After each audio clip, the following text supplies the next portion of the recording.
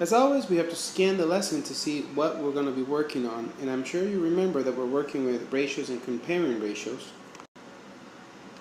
So we're comparing two quantities, okay, written in the form of a ratio or a fraction, but keep in mind, it's not a fraction, it just looks like a fraction, it's the form of a fraction.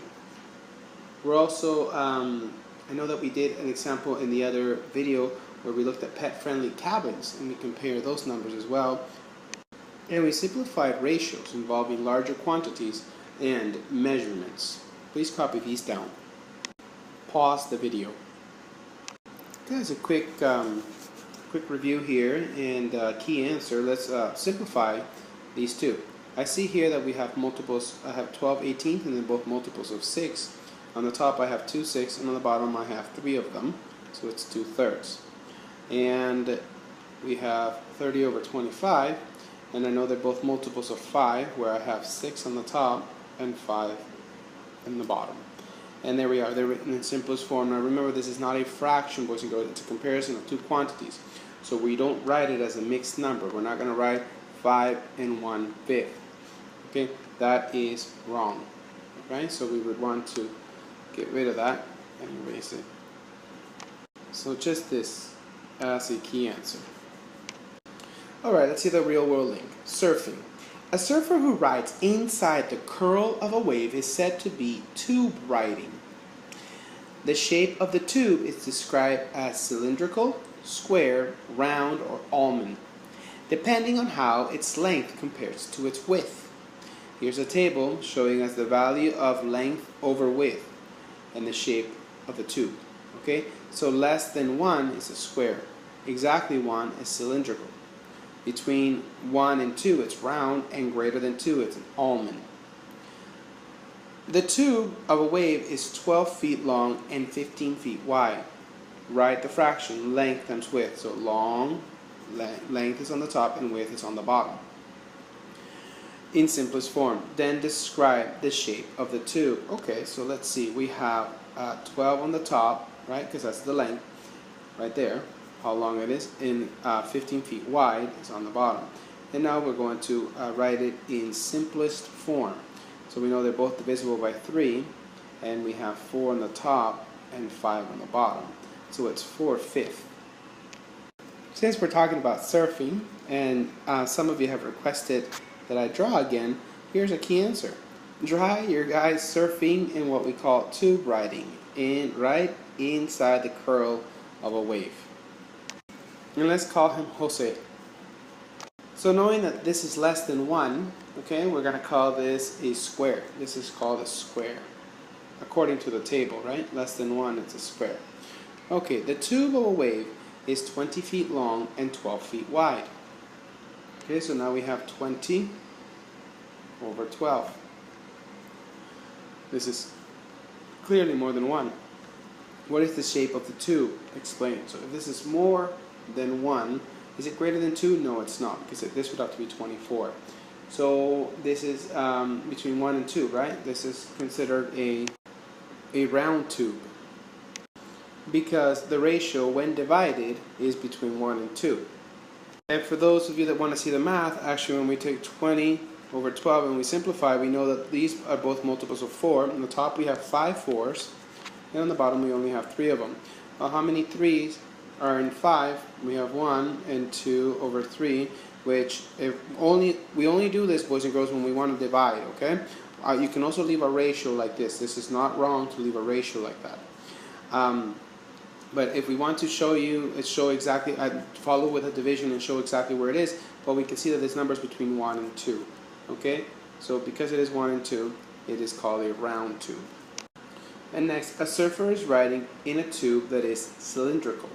The width of the tube is 10 feet. Alright, so we have the width at the bottom is 10 feet.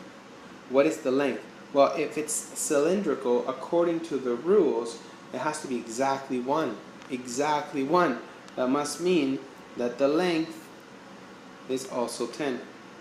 So then that would give us exactly 1. How do we explain this?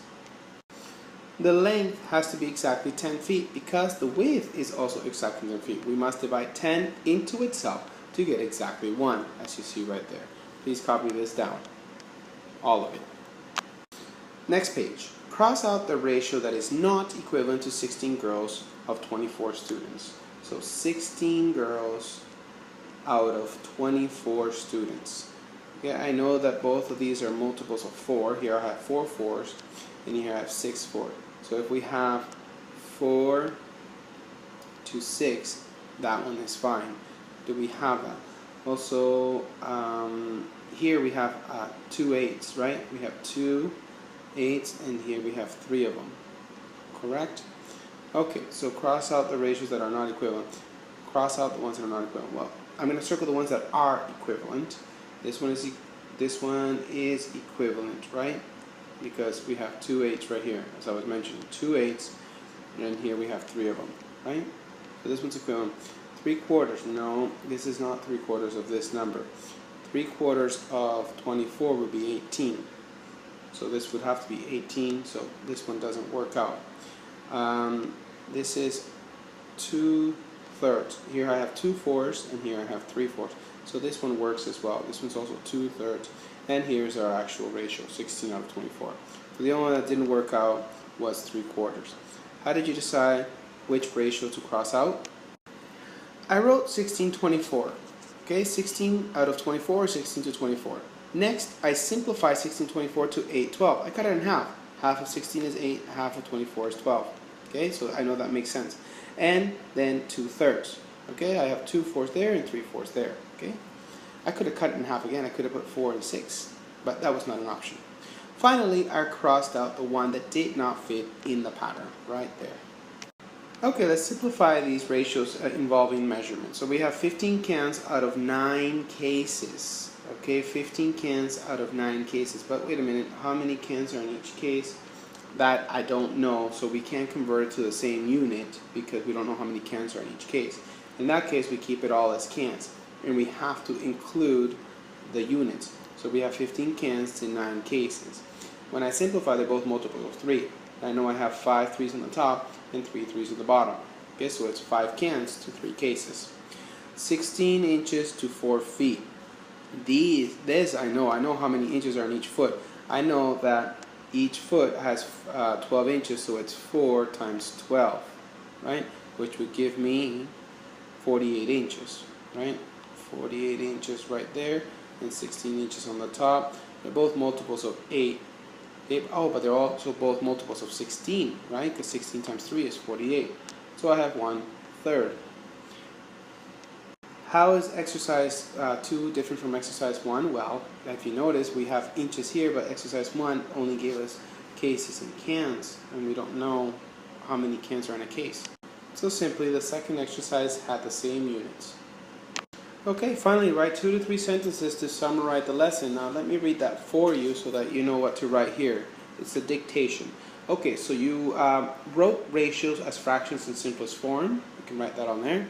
And you simplified ratios involving measurements. There you go.